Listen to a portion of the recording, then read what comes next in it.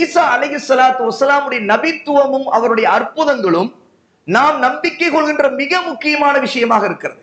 ஏனென்றால் அவருடைய குடும்பத்தில் இருந்தே அல்லாஹ் தஆலா அவர்களை தனி சிறப்பான கண்ணியப்படுத்தப்பட்ட குடும்பத்திலே அல்லாஹ் படைத்தார்.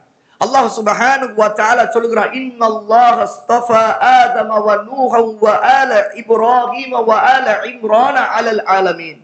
அல்லாஹ் ஆதமை தேர்ந்தெடுத்தான், எல்லா மனிதர்களின் முதல் மனிதராக சிறப்புப்படுத்தி அல்லாஹ் தேர்ந்தெடுத்தான். இன்னும் அல்லாஹ் நூஹை தேர்ந்தெடுத்தான் முதல் ரசூலாக.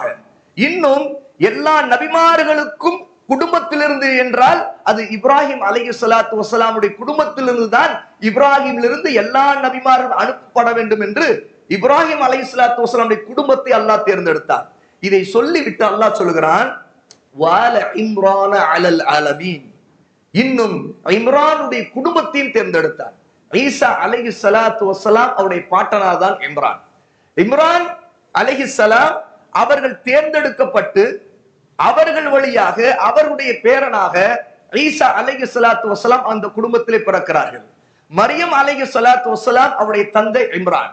இதை அல்லாஹ் சொல்லும் போது அவருடைய குடும்பம் தேர்ந்தெடுக்கப்பட்ட குடும்பம் என்பதை சொல்லும் போது ஆதம் அலைஹிஸ்ஸலாத்து வஸ்ஸலாமை ஒட்டுமொத்த மனித சமுதாயத்தில் தேர்ந்தெடுத்ததை சொல்லி, ஒட்டுமொத்த ரசூல்மார்களிலே நூஹ் அலைஹிஸ்ஸலாத்து வஸ்ஸலாமை முதல் ரசூலாக தேர்ந்தெடுத்ததை சொல்லி, எல்லா நபிமார்களும் அடுத்து இப்ராஹிமுக்கு பிறகு அவருடைய குடும்பத்திலிருந்து தான் அனுப்பப்பட வேண்டும் என்று இப்ராஹிமுடைய குடும்பத்தை தேர்ந்தெடுத்ததை சொல்லி, அடுத்து மிக முக்கியமாக மரியம் அலைஹிஸ்ஸலாத்து வஸ்ஸலாமுடைய செய்தியை அவருடைய வரலாறை சொல்ல ஆரம்பிக்கும் போது இந்த விஷயத்தை அல்லாஹ் சொல்லி ஆரம்பிக்கிறார்.